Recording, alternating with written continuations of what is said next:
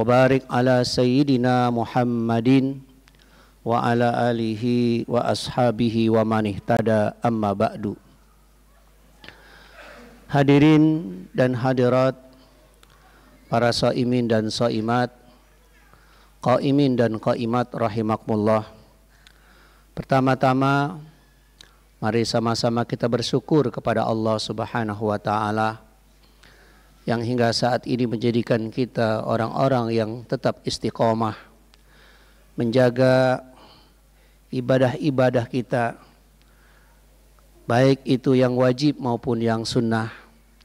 Kita berharap dan memohon kepada Allah semoga seluruh rangkaian amal ibadah kita diterima oleh Allah Subhanahu wa taala. Amin ya rabbal alamin.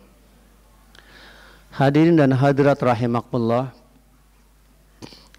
Imam Hasan Al-Banna dalam kitabnya Majmu'atul Rasail, beliau menyebutkan di antara karakteristik kepribadian Islam itu adalah yang pertama, salimul aqidah, akidahnya bersih. Yang kedua adalah sihatul ibadah, ibadahnya benar. Dan yang ketiga adalah matinul khuluq, akhlak yang mulia. Akidah menjadi landasan, menjadi pondasi dalam bangunan Islam, yaitu adalah ibadah. Kemudian ibadah buahnya adalah akhlak.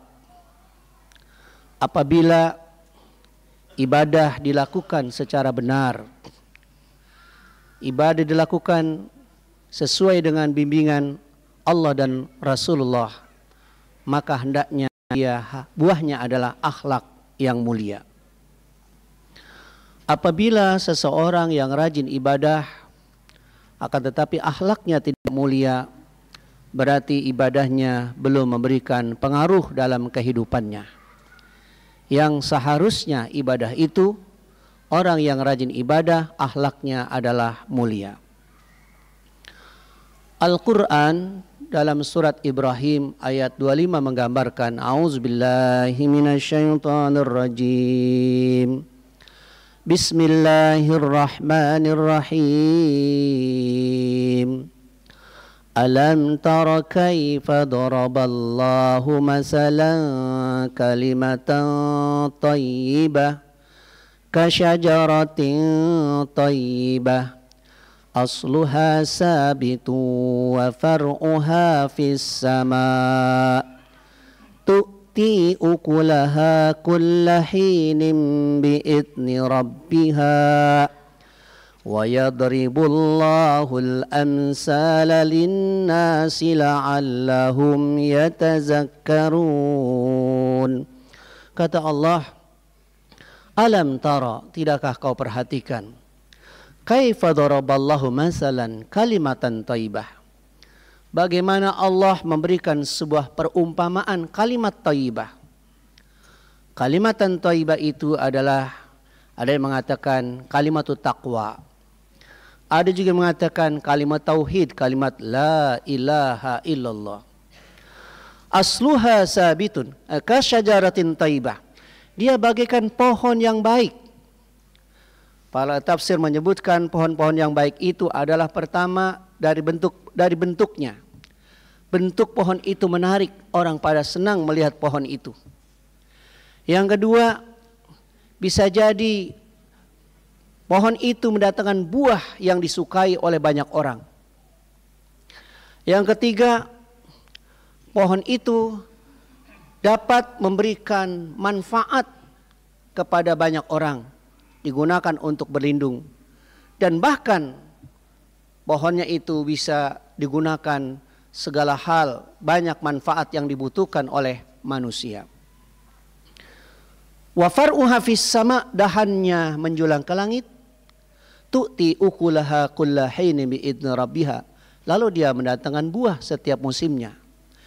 Itu adalah merupakan gambaran seorang muslim itu adalah orang yang memiliki akidah yang kokoh, ibadahnya terjaga, tapi juga akhlaknya adalah mulia. Sehingga Setiap orang melihat apabila sosok manusia yang seperti itu, orang akan merasa senang. Keberadaannya dirasakan manfaatnya oleh yang lain. Tidak pernah menyusahkan orang lain, bahkan dia banyak mendatangkan manfaat buat kehidupan umat. Maka bisa jadi banyak orang yang sukses atau lulus dalam persoalan ibadah, akan tetapi gagal dalam urusan muamalah. Padahal harusnya antara ibadah dan muamalah ini tidak bisa dipisahkan. Karena jalan untuk menuju surga adalah ibadah dan muamalah ini harus terjaga. Sehingga ada seorang sahabat yang menyampaikan kepada Nabi kita Muhammad sallallahu alaihi wasallam, "Ya Rasulullah, inna fulanah tusalli lailan atau taqumu lailan wa tusalli wa tasum walakinnaha tu'zi an-nasa atau tu'di jiranaha." Ya Rasulullah, ada seorang wanita yang dimana wanita itu sangat tekun dalam beribadah. Dia selalu menjaga qiyamul lail, menjaga salat-salat sunnahnya, bahkan juga sering berpuasa. Akan tetapi dia sering menyakiti tetangga-tetangganya. Faqala Rasulullah sallallahu alaihi wasallam, lalu Rasul mengatakan, hiya finnar, wanita itu nanti ada di neraka. Apa artinya ini? Artinya bahwa walaupun dia tekun dalam beribadah, tetapi ibadah yang dilakukan itu tidak memberikan athar, tidak memberikan dampak dalam kehidupannya, yang seharusnya ketika dia rajin beribadah maka akhlaknya pun menjadi mulia. Hadirin dan hadirat para shaimin dan shaimat rahimakumullah. Maka ketika kita bisa menjaga ibadah, maka akhlak kita dalam kita bermuamalah, apakah kita sebagai seorang pegawai, apakah kita sebagai seorang petani, ataukah kita sebagai seorang pedagang, maka itu akan terlihat cerminan atau dampak dari ibadah yang kita lakukan. Maka apabila dalam urusan muamalah ini tidak sesuai dengan ibadah yang kita lakukan ini, berarti ini adalah PR yang dimana ibadah kita harus kita perbaiki. Dalam hadis yang lain Rasul mengatakan, "Malam tanhahu salatuhu anil fahsya'i wal munkar lam yazid minallahi illa bu'da." Apabila salat seseorang itu yang dilakukannya tidak mampu mencegah orang yang salat itu menjauhkan diri dari segala perbuatan maksiat, perbuatan keji dan mungkar, maka sesungguhnya orang itu semakin jauh dari Allah Subhanahu wa taala. Hadirin rahimakumullah, banyak sekali hadis-hadis kalau kita baca terkait dengan dampak dari urusan-urusan ibadah ini. Bahkan pernah suatu hari ketika peperangan Khaybar, ada seseorang yang memang sangat luar biasa dalam berjihad, sehingga orang itu gugur dalam medan peperangan. Lalu kemudian para sahabat lain mengatakan, fulanun syahid, fulanun syahid, fulanun syahid. Orang itu ada si fulan, dia mati syahid, si fulan mati syahid, si fulan mati syahid. Sampai ketika itu Rasul mendengar berita itu, Rasul mengatakan, kalla huwa finnar. Tidak, orang itu tidak masuk surga, tetapi orang itu masuk ke dalam neraka. Apa sebabnya? Karena dia telah berkhianat, menyembunyikan harta ghanimah yang dia belum dibagi-bagi, atau harta rampasan belum dibagi-bagi, tetapi dia sudah menyembunyikan ghanimah itu. Maka kata Rasul, dia berada di neraka. Begitu pula para petani, bisa jadi sholatnya rajin, jamnya rajin, tapi rajin sekali juga mengambil hak orang lain. Tanahnya kecil tapi semakin lama semakin besar. Tanahnya sempit tapi semakin lama semakin luas. Karena setiap kali dia bercocok tanam, dia selalu menambahkan lebar tanahnya itu dengan cara mengambil tanah orang lain. Padahal kata Rasul mengatakan, man zolama qaida shibrin minal ardi, barang siapa yang berbuat zolim dengan cara mengambil tanah orang, walaupun itu hanya sejengkal, tawwaqahullahu yaumal qiyamah bis'abi aradin, nanti di hari akhirat dia akan dipikulkan 7 lapis bumi di atas pundaknya yang disebabkan karena mengambil tanah orang yang bukan miliknya. Di dalam kitab Tanbihul Mughtarrin, Wahab ibnu Munabbih, seorang tabi'in, dia menceritakan bahwa ada seorang pemuda dari Bani Israel yang dulunya pemuda itu adalah sering melakukan perbuatan maksiat kepada Allah.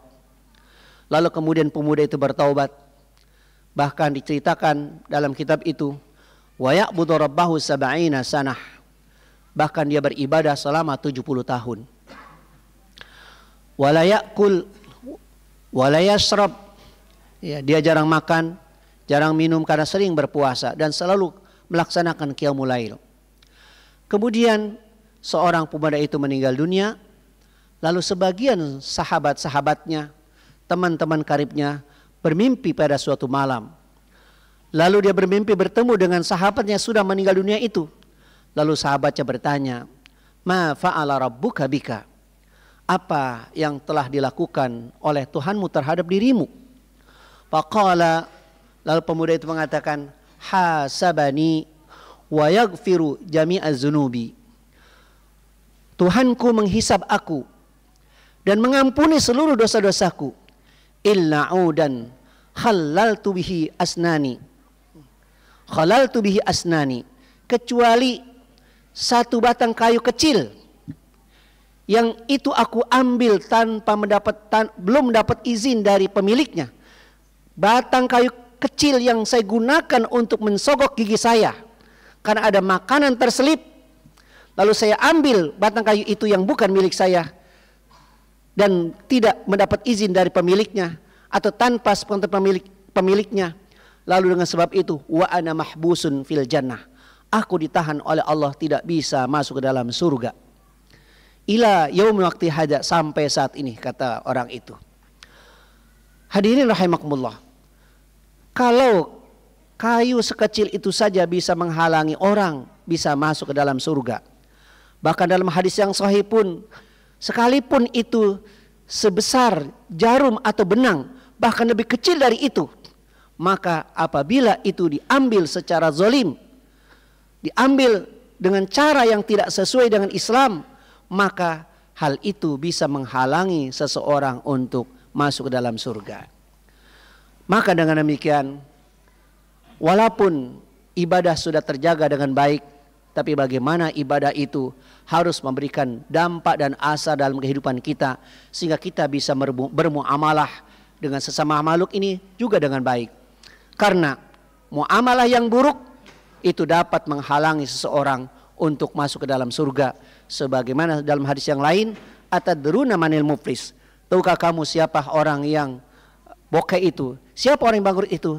Ternyata mereka adalah orang-orang yang di hari akhirat nanti banyak membawa pahala sholat, pahala puasa, pahala zakat.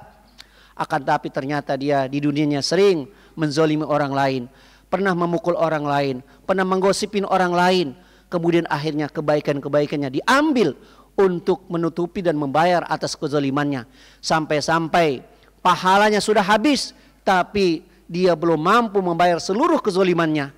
Maka akhirnya orang-orang yang terzolimi itu dilimpahkan dosa-dosanya kepada orang yang telah berbuat zalim itu, sehingga yang seharusnya dia masuk ke dalam surga, kemudian dia gagal masuk ke dalam surga dan akhirnya dilemparkan ke dalam api neraka.